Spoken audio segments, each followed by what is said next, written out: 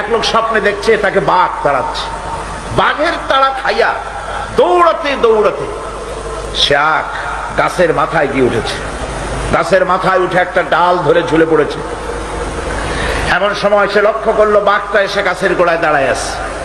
ডালটা যে নিচে ঝুলে পড়েছে তার নিচে দেখছে বিরাট কুয়া, সেই কুয়ার ভিতরে বড় এক অজগর হা করে আছে।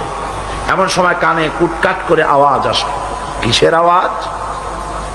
তাকিয়ে দেখে যে ডালটা তার অবলম্বন, সেই ডালের গোড়ায় একটা সাদা ইঁদুর আর একটা কালো ইঁদুর ডালের গোড়াটা কেটে দিচ্ছে।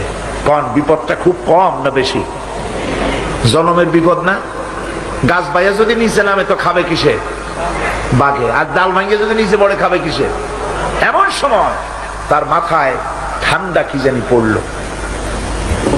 উপরের দিকে তাকাইছে। উপরে তাকালে সাধারণত মানুষের মুখ হা হয়ে যায়, আর যদি দাঁত না থাকে তাহলে জানলা খোলা গাড়ির মতো হয়ে যায়। উপরের দিকে তাকাইছে, মুখটা হা হয়ে গেছে।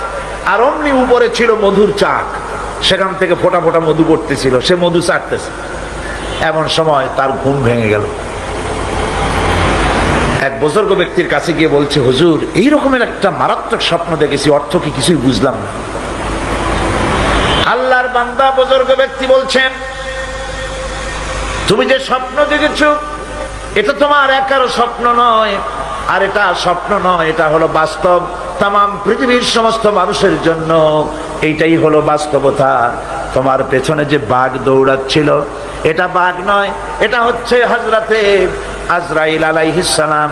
প্রত্যেকটি মানুষের পেছনে ঘুরছে, সময় এলেই তার জান কবজ হয়ে যাবে।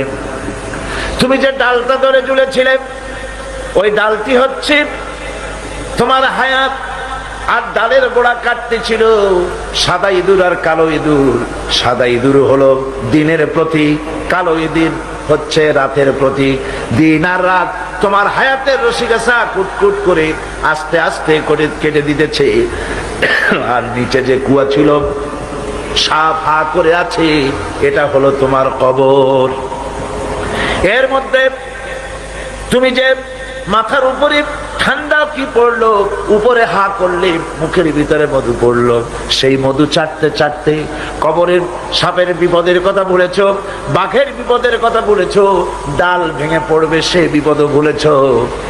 এই মধু হচ্ছে তোমার সুন্দরী স্ত্রী, এই মধু হলো দুনিয়া, এই মধু গাড়ি, এই মধু বাড়ি, এই মধু ক্ষমতা, এই মধু প্রতিপত্তি, এই মধু হচ্ছে তোমার ব্যবসা বাণিজ্য।